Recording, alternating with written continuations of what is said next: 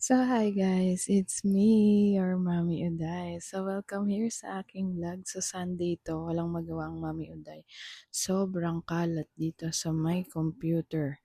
Grabe, nilinis ko to, tapos tinanggal ko yung carpet na yan para malabhan. Kasi, grabe, sobrang, yung naamoy kong parang amoy paa dito sa loob ng bahay. Parang yung carpet pala kasi nung inamoy ko yun, amoy paa talaga. Since lagi siyang inapak-apakan, galing sa labas, galing dito sa loob, papunta ron. Dahil yung mga bata, laging nandun sa computer, tsaka working area yun ng mister ko. Tapos madalas talaga yung mga bata yung nandun. Tapos ang kalat, ang dumi-dumi dun.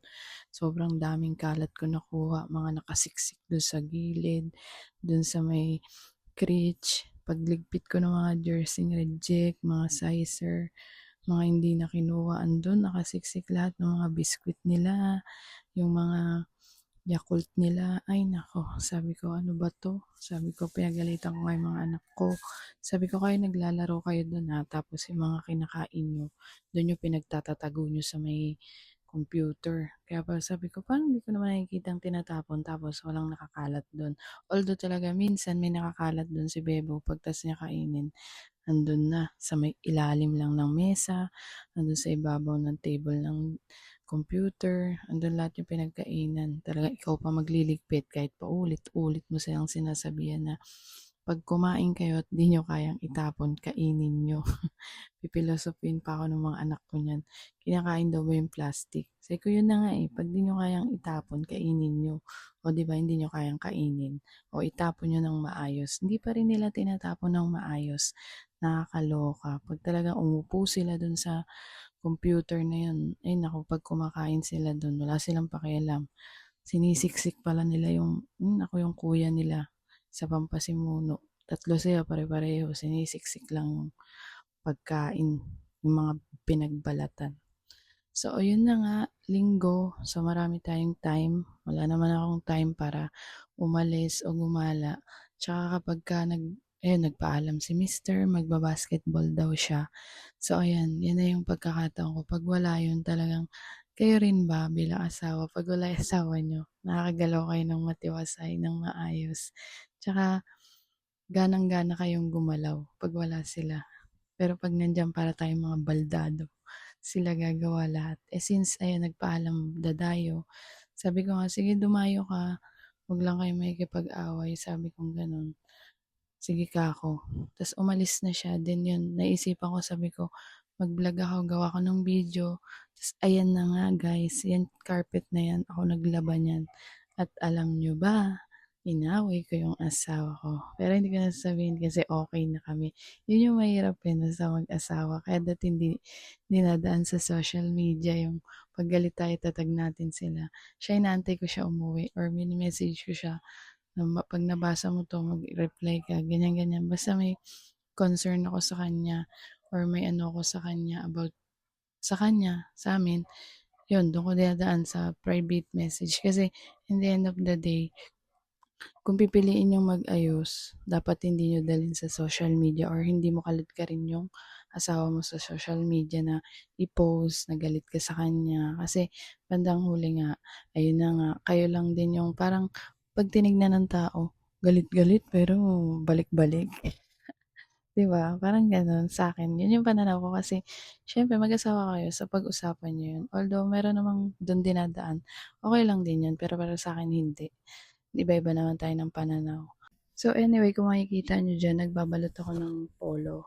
Order 'yan kay mister. Ano 'yan, so sa faculty 'yan. So iba-ibang department 'yan. So itong polo na 'to puro pambabae since puro babae sila sa may faculty. Sa ano ata 'to? Sa NHB ba?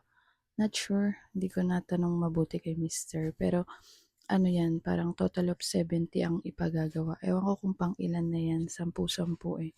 Pa batch by batch yung pinagagawa. So binalot ko na yon kasi tinrim niya. So pinagtulungan na namin. So kahit nag-away kami or inaway ko siya, hindi naman niya ako inaaway guys. Eh wala naman akong ginawa sa kanya, para awayin niya ako. So siya, ang awayin ko dahil may concern ako sa kanya. Hindi naman kasalanan, pero kung meron kayong hindi pagkakaunawaan, ang tawag ko para sa akin eh, i-concern niyo sa isa't isa para napag-uusapan ng mabuti. Kung medyo tumataas yung boses mo, okay lang yun kasi syempre may damdamin tayo eh. So anyway, yun na nga. Mami Uday, nakarampa to kini-crave. So kahit gabi na, so kahit hindi na siguro sariwa yung nabili namin, pero may nabili pa ako, nakahabol tayo. Pa-alas-7 na 'to, eh, nung pumunta kami ng sample, naisipan ko sabi ko mag-buttered shrimp kami. So ayan na nga, nakabili ang Mami Uday. Medyo mabantot na nga yang ano, eh. So ayun talaga yung amoy niyan, eh, yung tahong na yan. Kayo rin ba nakapaglinis na ba kayo ng tahong?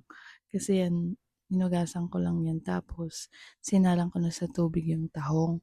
Paanuhan lang ba, bubukayin yung tahong kasi para bago ko tanggalin sa shell.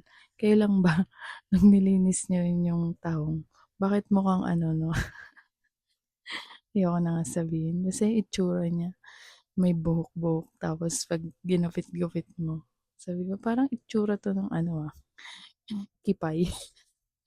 So ayun na nga, ta's bumili ako isang pirasong ano diyan, mais, ilalagay ko, 1/4 yung ano ko, yung hipon. Ta's 'yan, dinamihan ko yung naparami yung bawang kasi 2 buwig ng bawang 'yan. So ayun, ta's lalagyan ko lang ng oyster.